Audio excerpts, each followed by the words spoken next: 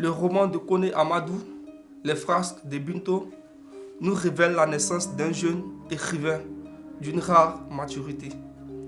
Son court récit, rédigé à l'âge de 18 ans, prend ses racines dans le quotidien d'un adolescent et Binto qui est habité par ses rêves d'un avenir radieux.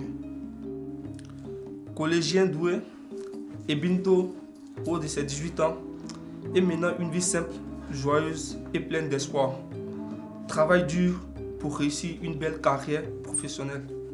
Un succès qui serait une récompense précieuse pour sa mère, qui est seule à le lever avec son frère, ses sœurs et à financer ses études. La nuit, nous travaillions séparément puisque nous n'avions pas d'internat. Je dormais très tôt. À les 3 heures du matin, mon réveil sonnait. Je me levais, me douchais, puis commençais à réviser mes leçons. À cette heure-là, la ville était tranquille et silencieuse. Seulement, dans le lointain, on percevait les bruissures des vagues qui se brisaient sur la grève. Et j'apprenais et retenais avec une facilité étonnante des théorèmes de géométrie et d'algèbre, les leçons de zoologie qui me passionnaient malgré les mots bizarres, comme système orthosympathique ou parasympathique. Quelquefois aussi, j'apprenais à faire des cartes de géographie ou les croquis de sciences naturelles. Tout écart dans le long chemin de la destinée se perd immédiatement et conduit à des conséquences dramatiques. Ayant eu un écart amoureux avec sa meilleure amie de 16 ans qui lui voue un grand amour, un amour qui n'est pas partagé.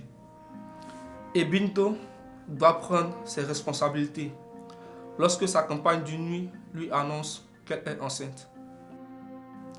Obligé par le poids familial et les coutumes de se marier avec elle et d'arrêter ses études qui lui étaient si chères, et Binto devient un être aigri, détestable, en particulier envers sa femme devenue son souffre-douleur.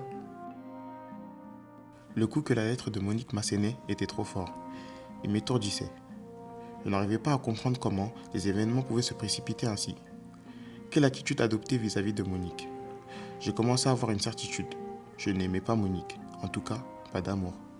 Devais-je malgré cela reconnaître l'enfant qui allait naître, fruit d'une nuit de folie? Je savais d'avance toutes les difficultés que cette reconnaissance pouvait occasionner. Devais-je donc tout nier, refuser d'accepter avoir eu des relations intimes avec la jeune fille? Je n'étais pas assez lâche pour faire pareille chose, et puis Monique ne le méritait vraiment pas. Aveuglé, son pardon se fera trop tard. Le tragique est au cœur de ce roman dans lequel l'écriture directe et sans concession ne manquera pas de vous toucher.